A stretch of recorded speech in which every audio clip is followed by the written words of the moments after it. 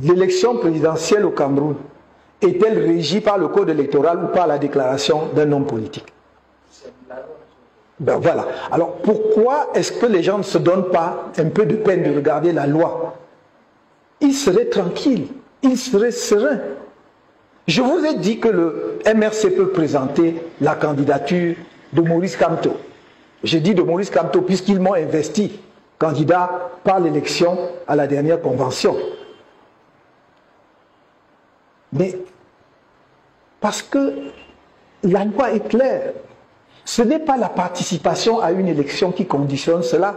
C'est là-dedans qu'on veut vous enfermer. La loi dit que le candidat doit être présenté par un parti ayant un des représentants dans des assemblées élues. C'est pas ça? Est-ce que la loi a dit que le candidat doit être présenté par un parti ayant participé aux dernières élections législatives? Pourquoi vous voulez réécrire la loi? Tous les jours, vous me dites, la presse, j'entends sur les plateaux de télévision, on dit que oui, Kamto, bon, vraiment c'est un bon juriste, machin, il est un mauvais politicien. Mais donc, concédez-moi au moins que je suis bon, un peu.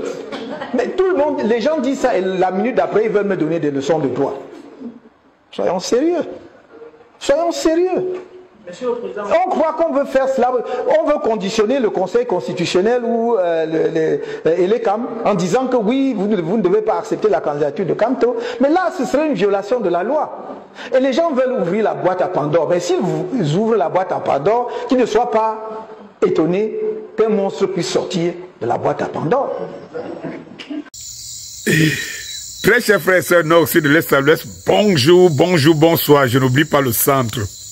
Vous avez donc écouté le grand maître. Il vous rappelle au passage que vous dites qu'il est un juriste chevronné. Concédé, lui au moins c'est ça.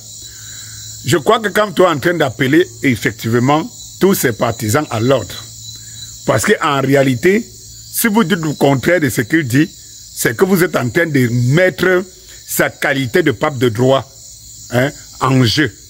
Et ça, c'est clair. Voilà. Donc, si, quand te dit quelque chose, vous ne pouvez pas venir étaler le contraire, et il vous le rappelle, c'est à vous, c'est à ses partisans, il vous le rappelle. Parce que c'est lui qui dit une chose, et vous voulez démontrer que c'est les gens qui disent le contraire.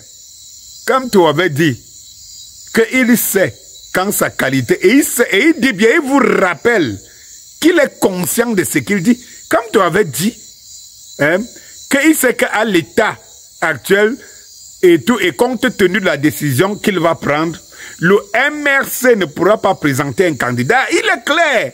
Là-dessus, il n'est pas subtil. Il est clair là-dessus. Donc, ceux qui disent qu'ils ne connaissent pas le droit, c'est ceux qui veulent démontrer que le MRC peut présenter un candidat. Par contre, quand on n'avait pas dit que lui ne peut pas être candidat, il avait bien dit le MRC étant président du candidat du MRC, il n'avait pas dit je ne pourrais pas, compte tenu à l'état actuel au regard des décisions que je prends et à l'état actuel de la loi électorale qui n'a pas changé, je ne serai pas candidat parce qu'il est président du MRC et candidat naturel, je ne serai pas candidat. Mais il a dit le MRC ne pourra pas. La nuance est là. Et quand il parle, il dit, mais vous me prenez pour un dingue. Comment respecter quand même mon statut de juriste, de grand pape. Et tout, il vous le rappelle. Respectez. Donc, pour ceux qui ne savent pas, ce n'est pas le fait que Kamto ne peut pas postuler à la présidence de la République, mais c'est que le MRC, lui, il est condamné à ne pas y être. C'est ça le truc. Allez donc questionner la moralité de la personne. Autre chose. Dans cette séquence, Kamto dit que à moins qu'on veuille ouvrir la boîte de Pandore, et si on fait ouvrir la boîte de Pandore, un monstre peut y sortir. Ou il va y sortir. Oh, je suis habitué des menaces de Kamto. Kamto qui dit, si vous voulez la guerre à Douala, nous ne voulons pas la guerre. Mais si vous voulez la guerre, on va vous donner la guerre. Et puis on vient lui sortir de son hôtel. On vient le sortir de son hôtel Tout doucement, on lui donne la guerre et il fuit la guerre. Il s'en va. Comme il est habitué à nous faire ça. Et si les choses ne sont pas mises à l'ordre, la Coupe d'Afrique des Nations, il y aura trouble, un peu moins. Et quelques jours avant, à la veille de la Coupe d'Afrique des Nations, il sort un communiqué pour dire qu'elle doit se dérouler en paix. Et maintenant, quand on nous dit, si le monstre va sortir, nous on est habitués. Le patron de Winnie, comme tombé,